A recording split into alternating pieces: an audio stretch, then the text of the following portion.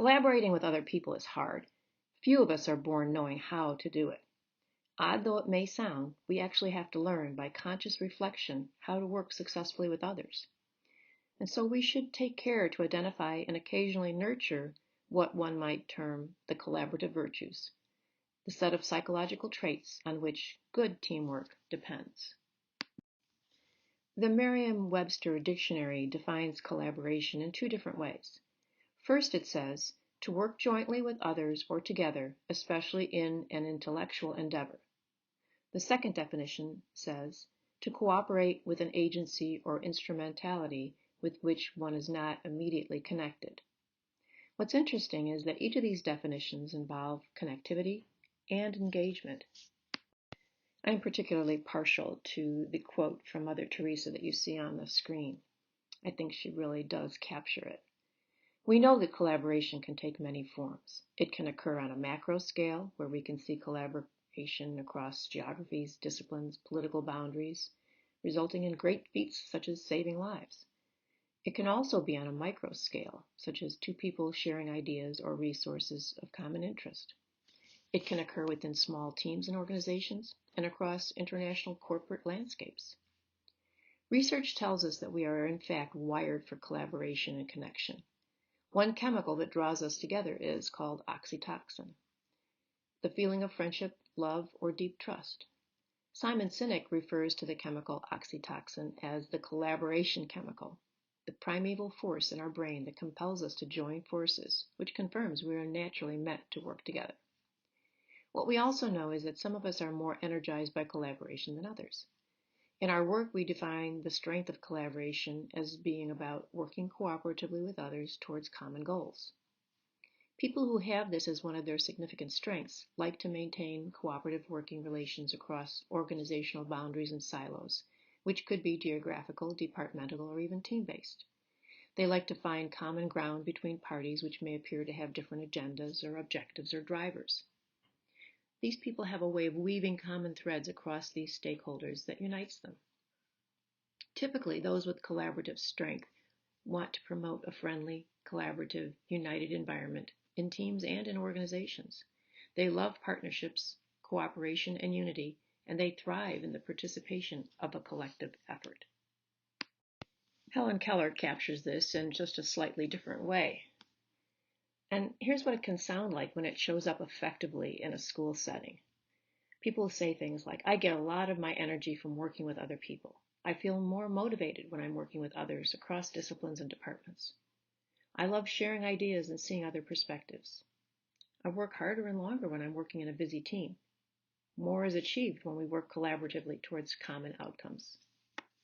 As future leaders, you may want to consider ways that you can play to this strength or this virtue even further.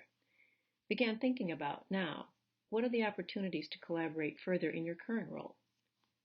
What opportunities are there for you to get involved in building partnerships across working groups or organizational boundaries, particularly where those silo mindsets prevail or where intergroup relationships are not ideal? Are there ways you can strengthen and promote your team to a whole greater than the sum of its parts? Can you create a climate where participative decision-making is more the norm? Are there pockets of successful collaboration already? Can you leverage those? And what are the perceived barriers to collaboration? And what steps can be made to work around these? According to Simon Sinek, our favorite person from Why, the best organizations foster trust and collaboration because their leaders build what he calls a circle of safety.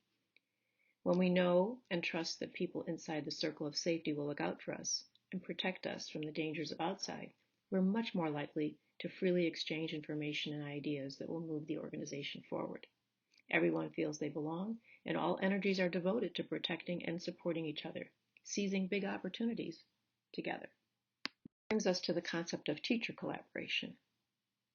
Teacher collaboration occurs when members of a learning community work together to increase student learning and achievement. If our ultimate destination as educators is student achievement, then we can think of teacher collaboration as the journey. Collaboration is not a task to complete and then move on. It's an ever-changing, ongoing process that is only enhanced by social networks and access to the new technologies.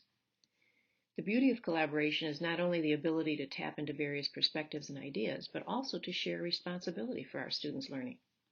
The more people invested in a student's education, the better the chance the student has to be successful. When teachers come together to share information, resources, ideas, and expertise, learning becomes more accessible and effective for students. Collaborating means purposely building interpersonal relationships and working towards healthy interdependence, which occurs when teachers are comfortable giving and receiving help without forfeiting accountability. When we get teachers co-planning and co-teaching based on a shared vision, we can really expect the things that we see here on the screen. Increased academic effort. Since teachers who collaborate on instruction are all on the same page, they can increase the level of academic rigor to match the core competencies they want students to meet.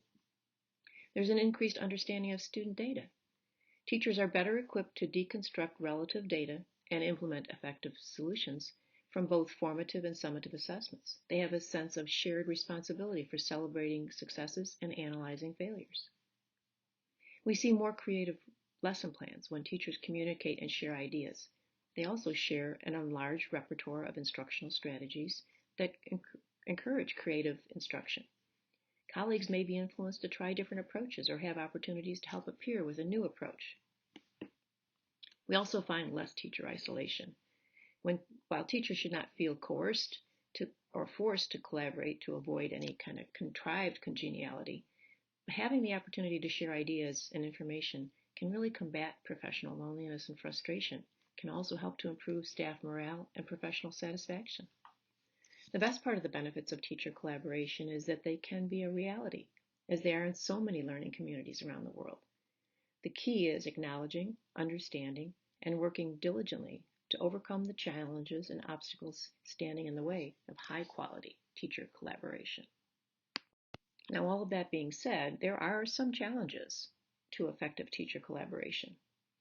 According to a recent survey, more than 30% of teachers and nearly 50% of administrators report that teacher collaboration is a top priority. So what's the problem? Well, for many schools, teacher collaboration is an uncharted territory, and it's leaving the practice kind of unstructured and inconsistent. On the screen here, you see some of the most common challenges of high-quality, effective teacher collaboration. There may be a lack of a true professional learning community. PLCs are a powerful tool in education and in school reform, and without a commitment to the PLC process, teacher collaboration can seem forced and challenging.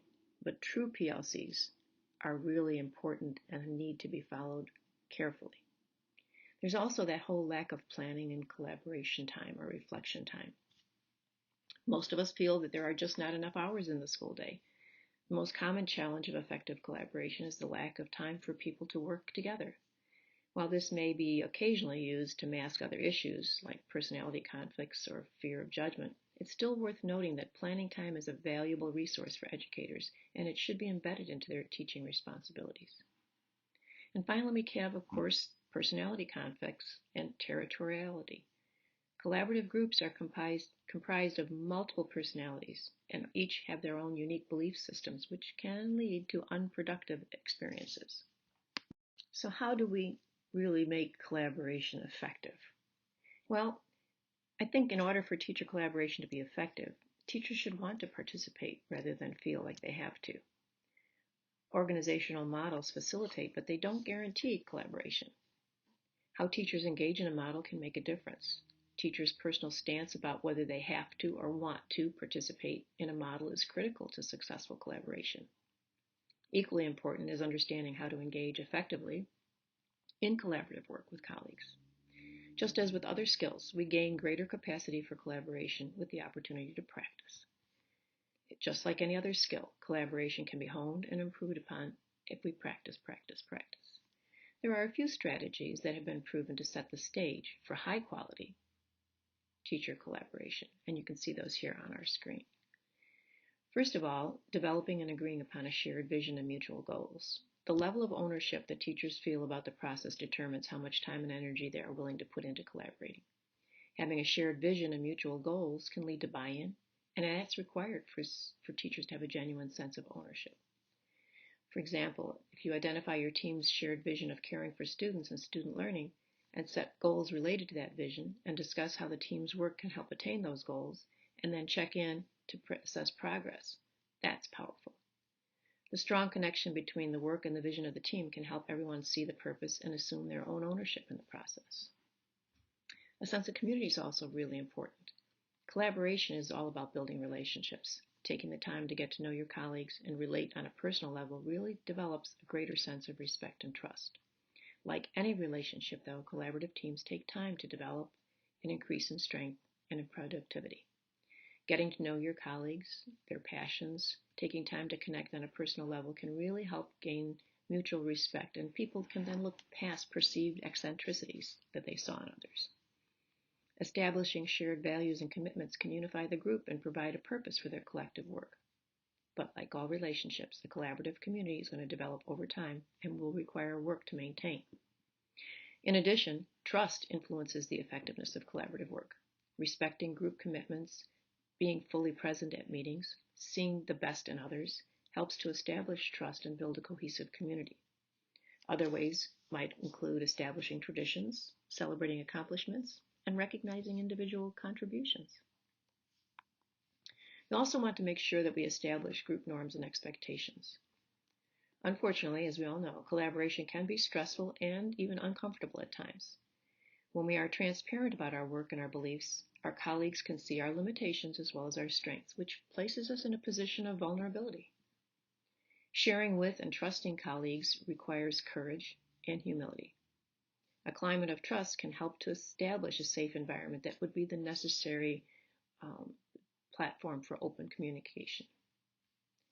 Identifying and establishing group norms can also help develop that safe environment. This might include defining roles and responsibilities, using protocols for interpersonal communication, outlining parameters for time management. Taking time to get to know the learning styles, needs, interests, fears, and hopes of each team member will help to shape the norms and how the group will engage in this shared work. Then there's always the topic of discussion and dialogue, right? Whether we're integrating curriculum, analyzing data, or studying new practice, teams should understand the roles of and the differences between dialogue and discussion. They are equally important to the group process. Discussion moves the conversation forward. In discussion, individuals state their opinions for the purpose of building consensus or making decisions. The goal of dialogue is to share and broaden knowledge. Dialogue invites multiple perspectives, values the exploration of biases and assumptions, questions the status quo, and entertains new ways of knowing and being. Dialogue requires active listening, willingness to state beliefs, and the ability to bear the tension of ambiguity. It also requires a belief in the transformative potential of the process. And then finally, we know that there are going to be conflicts from time to time. So when we're talking about discussion and dialogue intended to build consensus or make decision, we also have to think about dialogue opening the doors to new possibilities. At the same time, it can open the door to conflict. It's a good idea to develop conflict management plans, to monitor your own emotions, and always use your professional judgment. Teams can help manage conflict by providing time, space, grace, and support for individuals as they work through emotions, which will happen. Individuals should also monitor their own emotions and practice self-care. Through using professional judgment, your team can determine when to explore the roots of conflict and when to provide the space for reflection and cooling down. Sometimes uncomfortable, conflict can also provide opportunities for growth. So what will it take to maximize organizational models for productive teacher collaboration in your school? Well, many authors believe that school leaders, principals, and teachers need to work together and commit to a collaborative culture. They need to ensure dedicated time for the organizational model within the school day. Common planning time, professional learning communities, and critical friend groups require regular dedicated time for teachers to collaborate. With time, teachers can develop authentic collaborative communities in which they address common issues, share goals, or even school-wide initiatives. They can engage in mutually beneficial endeavors using communal resources and advance their skills, knowledge, and dispositions related to student learning. Strong collaboration and collaborative cultures develop over time, require a commitment to the process. The benefits are clear. Genuine collaboration is, however, complex. Patience in the moment and anticipation for the outcomes can lead to deep teacher learning that can translate into tangible student achievement. So this brings us to collaborative learning. We're thinking about now focus with our students. Collaborative learning teams are supposed to attain higher level thinking and preserve information for longer times than when students just work individually. You may remember Vygotsky, the father of social learning. He was actually an education rebel in many ways. He controversially argued for educators to assess students' ability to solve problems rather than merely acquire knowledge. The idea of collaborative learning has a lot to do with Vygotski's idea of the zone of proximal development. It considers what a student can do if aided by peers and adults. So, what are some ways to include best practices for collaborative learning in our classrooms? Well, we're going to look at these over the next two slides. One of the best strategies that's recommended is establishing clear group goals. Effective collaborative learning involves the establishment of group goals as well as individual accountability. This keeps the group on task and establishes an unambiguous purpose.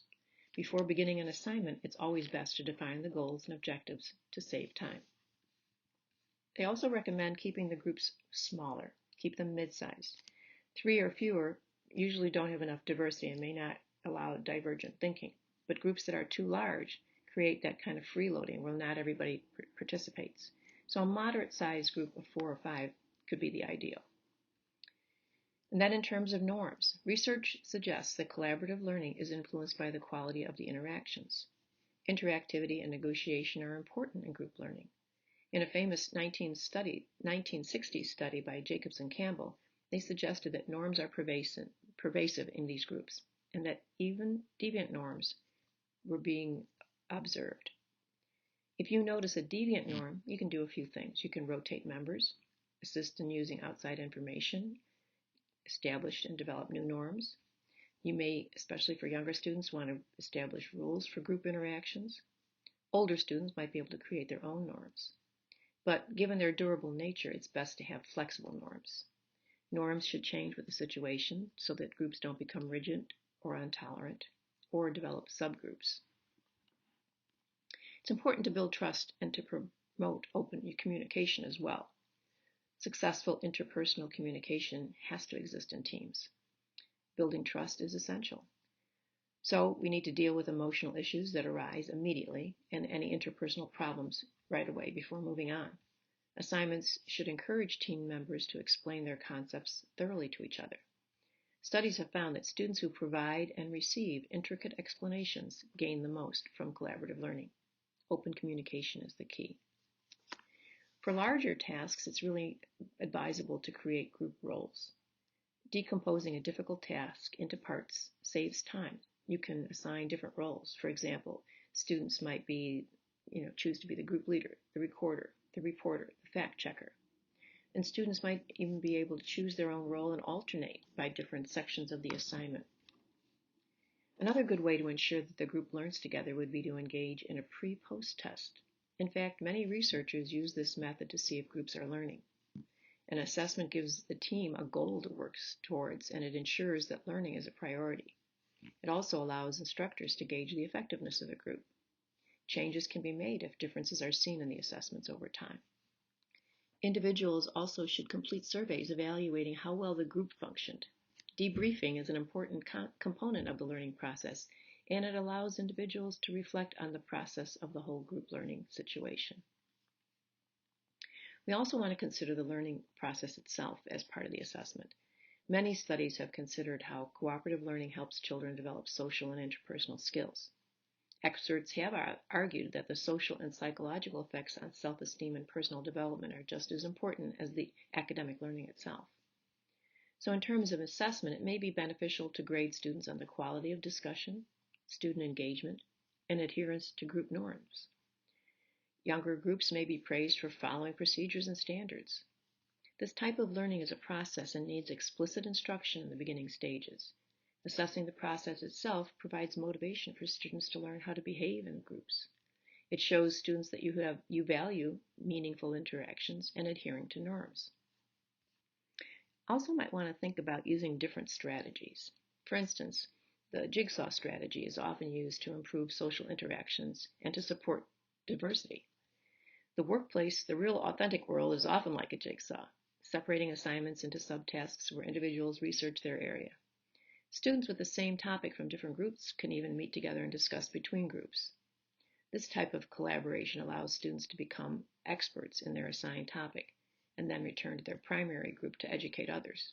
Strategies here include, using clusters, buzz groups, round robin, learning cells, or even fishbowl discussions. We also need to allow working in groups to reduce anxiety. Because when tackling very difficult concepts, group learning provides a kind of support system. Groups often use humor and create a more relaxed learning environment that allows for positive experiences. And groups usually provide some sort of stress reducing feeling, and as long as they stay on task. You also want to establish group interactions. So the qualities of the discussion is going to predict the achievement of the group. You want to provide a model of how a successful group functions. Shared leadership would be helpful here. Students can work together on task and maintenance functions, and roles again are important. Different task functions might include, initiating discussions, clarifying points, summarizing, challenging assumptions, being the devil's advocate, providing or researching information, reaching a consensus. Maintenance really involves the harmony and the emotional well-being of the whole group. And maintenance includes roles such as being able to sense group feelings, harmonizing, compromising, timekeeping, relieving tension, and bringing people into the discussion rather than excluding them. To continue with the focus on our students, it's really helpful to use real-world problems. Experts suggest that project-based learning, open-ended questions can be very engaging.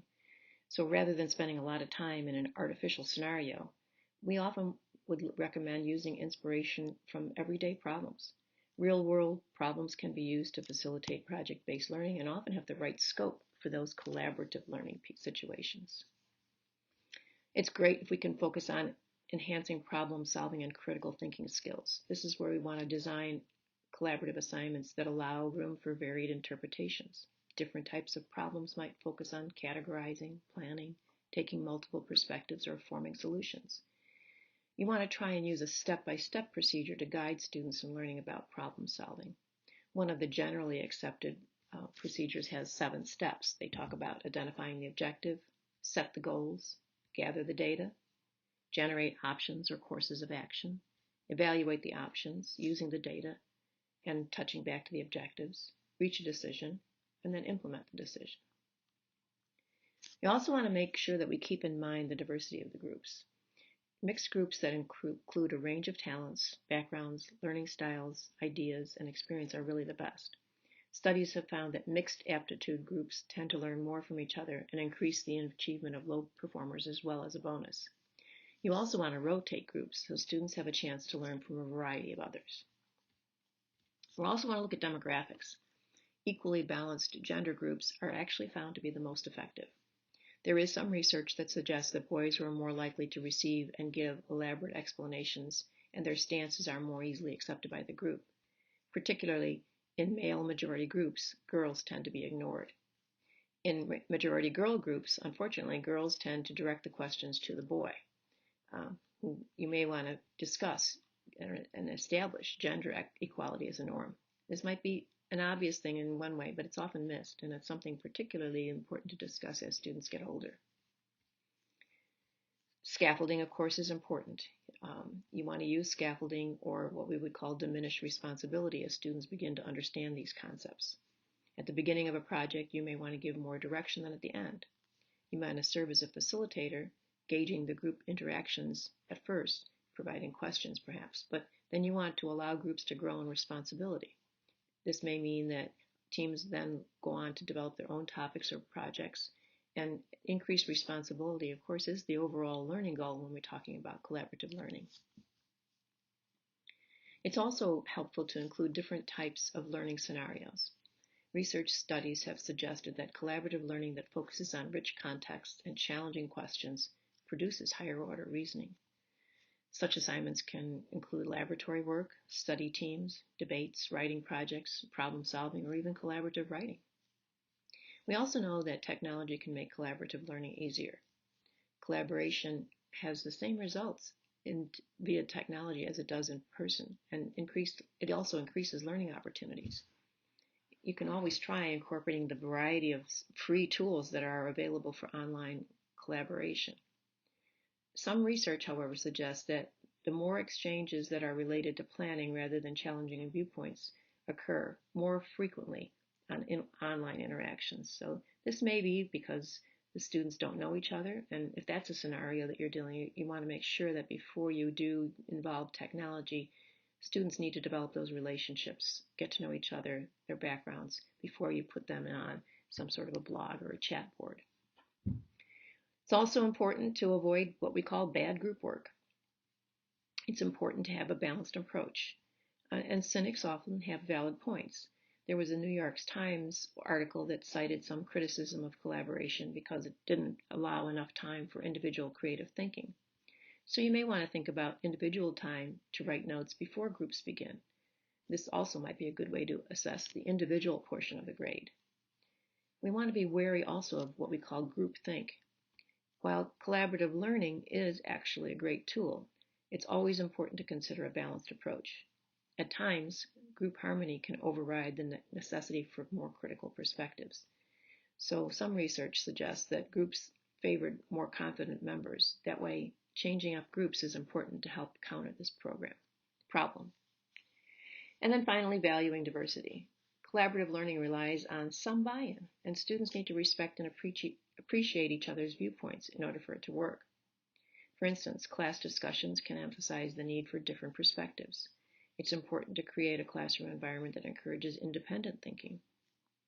And teaching the students the value of multiplicity in thought can be very powerful. Teachers can give historical or social examples where people working together were able to reach complex solutions. By definition, learning is social in nature, and using different mediums, whether it's books or discussions or technologies or projects, that's how we develop and study new ideas. We impart ideas and share perspectives with others, and so collaboration is really a learned process, and if managed correctly, a very powerful tool. So another challenge as educators is whether we actually walk the walk. We ask our students to collaborate, but do we truly do it ourselves? So how can we model true collaboration or even partnering to our students? Well, on the screen, we're going to investigate these three ideas. First of all, collegial collaboration. And in terms of modeling, this might be the most important one. Our students witnessing our collaboration or our lack thereof every day on our campuses is a learning experience for us and for them.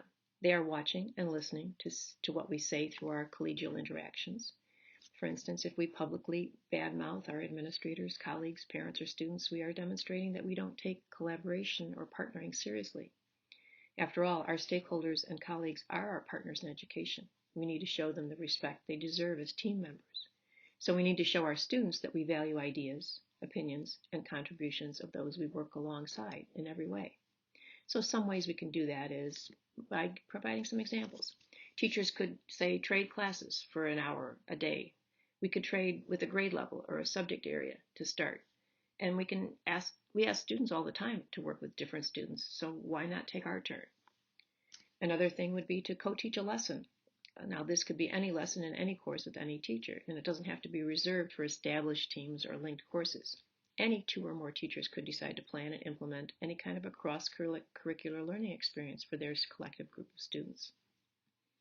It's important that we intentionally teach collaboration. If this is the most desired skill we want, then we need to explicitly teach it. We need to teach and model for our students how effective teams work and how our collective work can improve through teaming. We can organize school-wide projects and challenges. We can design discrete opportunities with real public products that can clearly demonstrate the power of partnering between students, staff, and community. We can also give students chances to reflect. One of the best ways to ingrain social and emotional skills like collaboration is through consistent and focused reflection. Point out to students why you're trading classes for a day or why we're co-teaching. Give them a chance to discuss what went well and what didn't, or to write a personal reflection on what they think you, as a teacher, did or didn't do well. Feedback. Community collaboration is actually powerful. Most graduate profiles these days place a value on students being connected with their communities in order to produce active citizens who are engaged in their neighborhoods and are aware of local needs. The idea of the impact of service and volunteer education is that students learn and experience empathy for others. And as we look more towards our students being engaged in real-world challenges and relevant academic work, we know that our local communities are rich with potential projects. Some things we can look at are, stakeholder roles. Do we invite community members to serve on committees, boards, and school initiatives? We probably should. In some schools, every teacher hired is interviewed by students, parents, and community members. Then we have advisory boards. This has long been required by teachers in some programs, particularly those that are career and technical education. But this could be replicated in all classrooms. Our communities are ripe with experts, professionals, practitioners, and leaders in all fields, and many are eager to pass on their knowledge or develop talent pipelines. With not too much effort, we can make them a regular part of our programs, and they will make us better and our students mentored as networks as well. Service learning, well, almost every community has dozens, if not hundreds, of nonprofit organizations ready and waiting for invites from educators to partner with students. Through service learning, students can do real work, writing, speaking, researching, designing, and managing, while gaining valuable lifelong partners and mentors. And as we're really acutely aware these days, there's also digital collaboration. Some say the majority of our future collaboration will mainly be digital, and indeed many of our students will work with people all over the world that they never will meet in person. Google has already revolutionized how many of our teachers and students are working on a daily basis. So we can think about professional and personal learning networks. Educators who are on Twitter and other social media focused on connecting and collaborating with other educators understand the value of these professional learning networks. But if you're not, it is a great avenue to help develop your practice. These are great places to share work, follow hashtags, and collaborate with other educators. But more importantly than just developing a professional learning network, we can actually show our students how it works. Educators can share this form of collaboration with their students. Our students are entering a global and digital economy that will demand that they know how to devise and maximize their various professional and personal learning networks. Social media. Well, social media is often a taboo term with many educators, but we may want to think about reversing that thinking. Our students desperately need to be shown that they can, and they need to be taught how, to use these tools to learn, better the world, and ultimately partner with others. So many of us are viewing social media as a disruptive evil versus that it's really a new literacy. We need to show them how to be appropriate, professional, and responsible. Many educators are effectively using social media to give feedback, to get feedback, to advance work, and to understand student voice. Also talking about writing. Our students are expected to write, rightly so. They are also expected to publish digitally and share their work. This is another great opportunity to model 21st century skills. So as teachers, it's worth looking for ways to show students that sharing their writing can inspire others and help in the practice of reflective thinking. Teachers can model this by writing collaboratively on a blog or a feature story or a book with another colleague. So all of that brings us to leadership. Effective leaders must be capable of collaboration with others, both inside and outside of the organization. Some of these others, outside or inside the organization, may share the same objectives, while others may actually be pursuing quite different goals. True collaboration takes a conscious effort that springs from the leader's character. Collaboration is more basic and more powerful than what we call teamwork. Collaborative leaders value and actively support the development and maintenance of positive relationships among people. They encourage open dialogue and don't react defensively when they're challenged. Collaborative leaders are able to connect with others at a fundamental level in a way that fosters productive sharing of ideas. And collaborative leaders recognize that what happens to someone somewhere can affect everyone anywhere in the organization. Thought leaders Mary Croissant, Gerard Sajitz, and Jeffrey Gans suggest that there are 5 specific character elements that contribute to the leadership character dimension of collaboration. You see the 5 here. So in terms of collaborative leaders get along with people, build strong working relationships. But be aware, this may be more difficult than it sounds, since many structures may actually put followers into a competitive stance. So collaborative leaders root out silos, they root out competitive structures and procedures, and they invent new ones that facilitate cooperation. Then there's collegiality. Collaborative leaders generally take a good-natured approach to working with others. They seek to resolve differences amicably. They look for those win-win approaches when they're dealing with conflict situations. Collaborative leaders are open-minded. They examine many sides of an issue. They invite and seek evidence that challenges their personal perceptions, values, beliefs, and conclusions. The consequences of being closed-minded and overconfident can actually be devastating. And then we have to talk about flexibility. Collaborative leaders listen patiently and non-defensively when people question or challenge their position on an issue. They remain open to changing personal opinions and conduct if the circumstances change. Collaborative leaders understand the difference between decisions that require immediate actions and those that can work themselves out over time. They understand that change takes time, and it takes some followers a little longer than others to adapt. And finally, interconnectedness. Collaborative leaders sense and value deep connections with others at all levels, inside and outside of the organization. As some of the quotes that were earlier in this presentation suggest, together we are stronger and accomplish more than we can separately. A team will not reach its full collaborative potential if the members, particularly the leaders, don't hold a deep belief that collaboration is essential for a sustainable success. So essentially, the 5 character elements on this screen work together to support collaboration. For example, being interconnected requires being open-minded and flexible. Otherwise, the leader is simply asserting his or her own point of view. Being interconnected fosters collegiality and cooperation, since these leaders are more readily acknowledging and appreciative of other perspectives. And being interconnected also allows us to remain receptive and open-minded when others challenge our thinking. Collegiality and being open-minded facilitate cooperation. So just to take this from a different viewpoint, I'd like to introduce you to Linda Hill. Professor Linda Hill is a Harvard professor, and she's the co-author of a book called Collective Genius. And she has studied some of the world's most creative companies and has come up with a set of tools and tactics to keep these ideas great. She offers some secrets to unlocking the creativity inside your daily work and also the idea of collective genius. It's not a very long TED Talk, but it's a very powerful one.